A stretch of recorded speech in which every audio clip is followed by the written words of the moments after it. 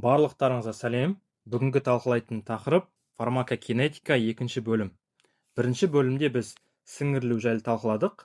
Екінші бөлімде таралу, метаболизм және шығарылу жайлы талқылаймыз. Таралу дегеніміз бұл дәрілік заттың қан айналымынан әртүрлі мүшелер мен тіндерге өту процесі.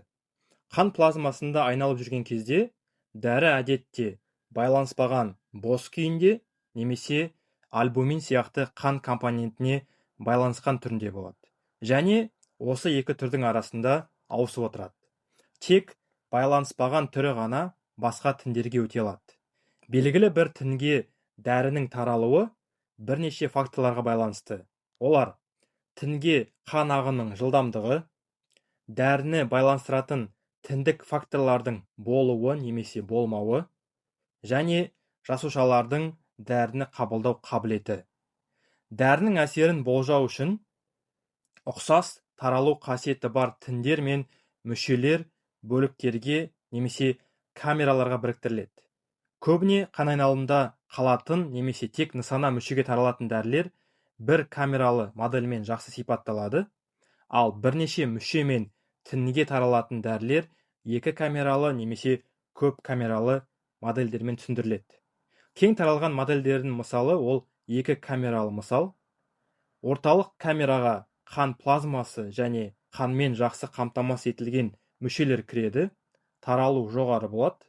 Ал шеткері камераға қанмен аз қамтылған мүшелер кіреді және таралу төмен болады. Ал ми жайлы орталық жүйке жүйесі жайлы айтатын болсақ, ол әдетте қанмен жақсы қамтамасыз етілген, бірақ гематоэнцефальдық бөгет арқылы тек белгілі бір молекулалар ғана өте алады. Көбінесе липофильді майда жақсы еритін дәрілер гематоэнцефальді барьерден жақсы өтеді. Бір камера ішінде дәрі байланысқан және байланыспаған түрінде болады. Ал байланыспаған түрі камералар арасында тепе-теңдікті сақтау үшін еркін алмасады. Таралу көлемі дәрінің тіндерге қаншалықты таралатынын көрсететін маңызды көрсеткіш. Ол енгізілген дәрі мөлшерін қан плазмасындағы концентрациясына бөлу арқылы есептеледі. Егер бірдей мөлшердегі дәрі үшін таралу көлемі үлкен болса, бұл әдетте дәрінің көп бөлігі тіндерге өтіп кеткенін, қандағы концентрациясы төмен екенін білдіреді.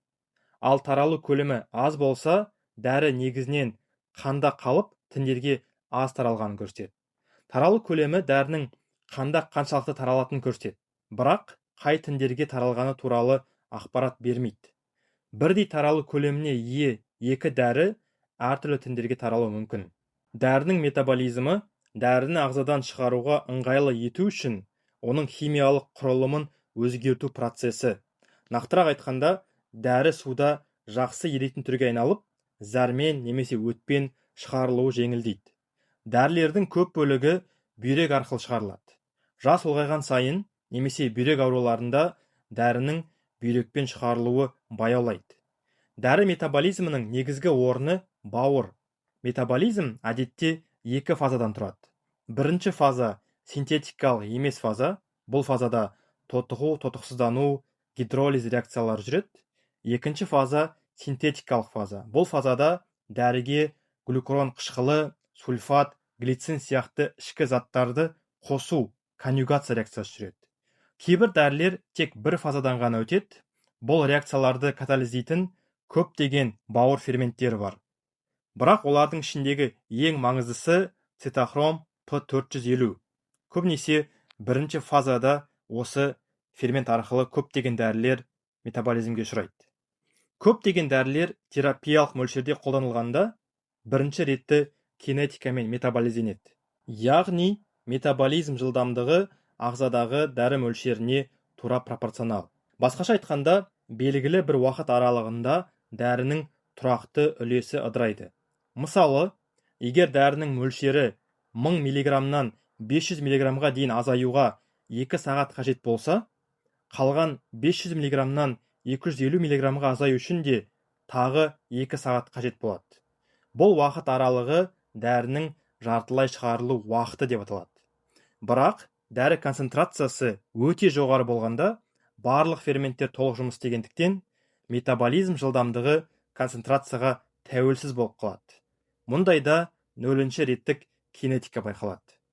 Метаболизм жылдамдығы жас ұлғаюмен, бауыр ауруларымен төмендейді. Сондай-ақ генетикалық ерекшеліктер де рөл атқарады. Кей адамдарда метаболизм ферменттері белсендірек немесе бәсең болуы мүмкін.